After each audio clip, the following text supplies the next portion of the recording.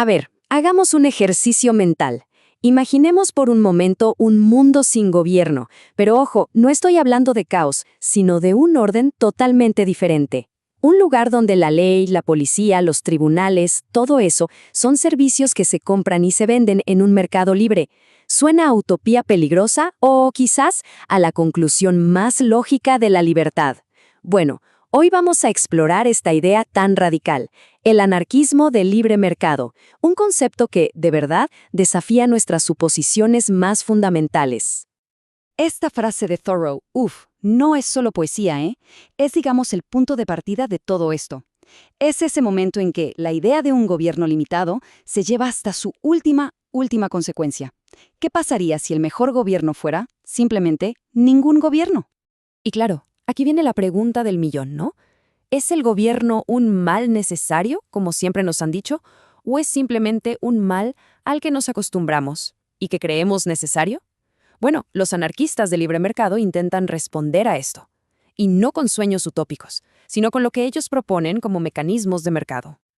Ojo, y aquí está el punto clave, porque no se trata de caos, sino de un orden distinto.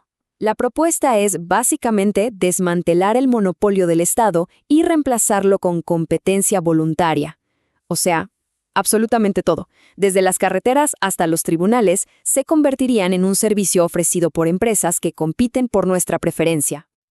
Ahora, una idea tan radical como esta, obviamente no salió de la nada.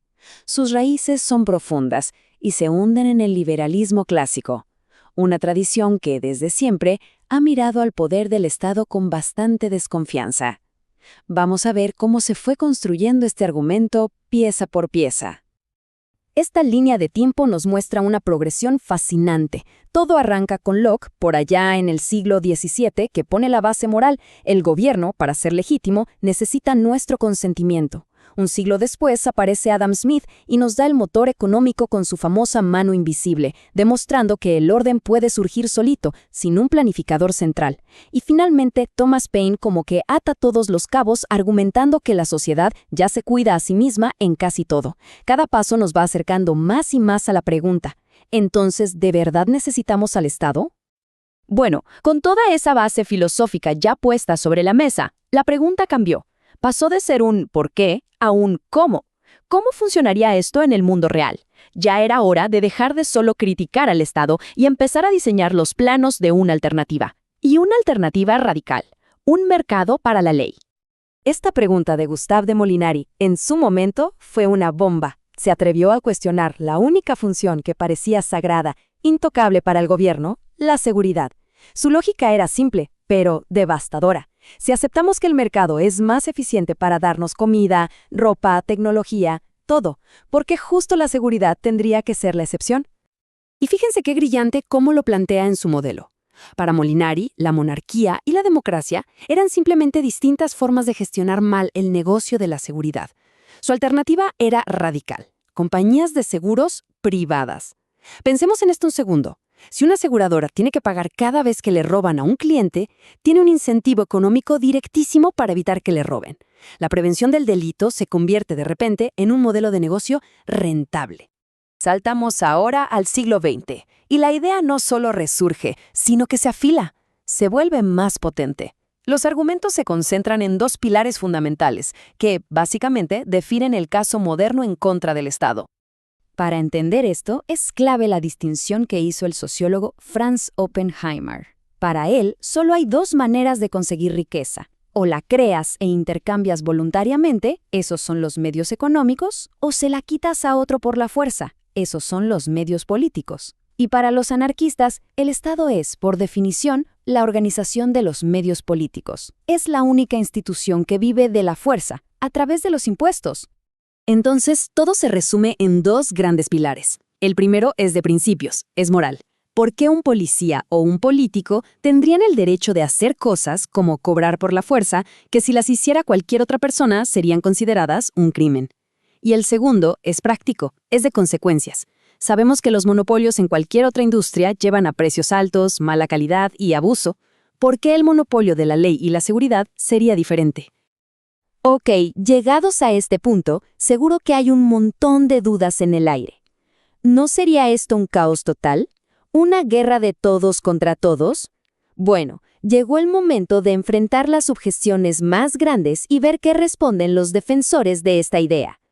Esta es, miren, probablemente la primerísima objeción que se nos viene a la cabeza a todos. Suena lógico, ¿no? Si hay ejércitos privados compitiendo, ¿no terminarían a los tiros en las calles peleando por territorio? La respuesta, y aquí está lo interesante, se basa en puros incentivos económicos. Una guerra es carísima.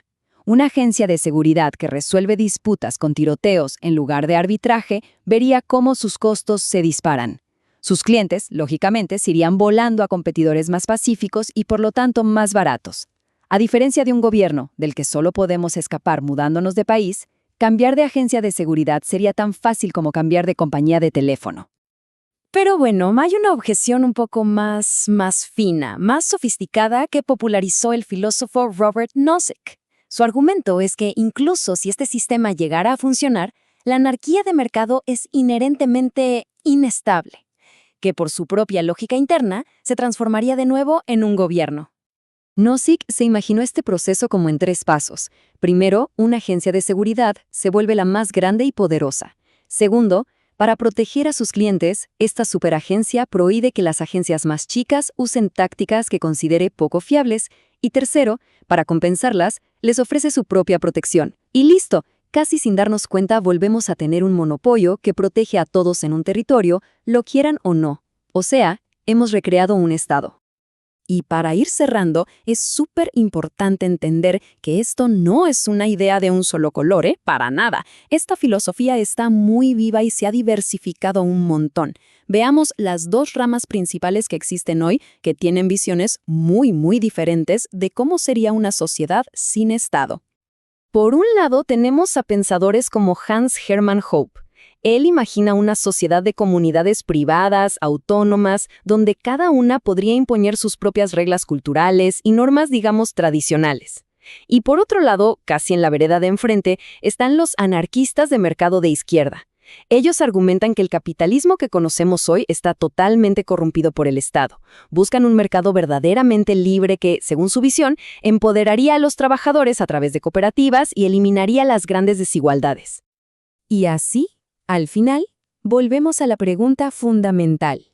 La idea del anarquismo de libre mercado nos obliga a cuestionarnos si el Estado es realmente la cima de la organización social o si es, como argumentan sus defensores, simplemente el monopolio más exitoso de la historia.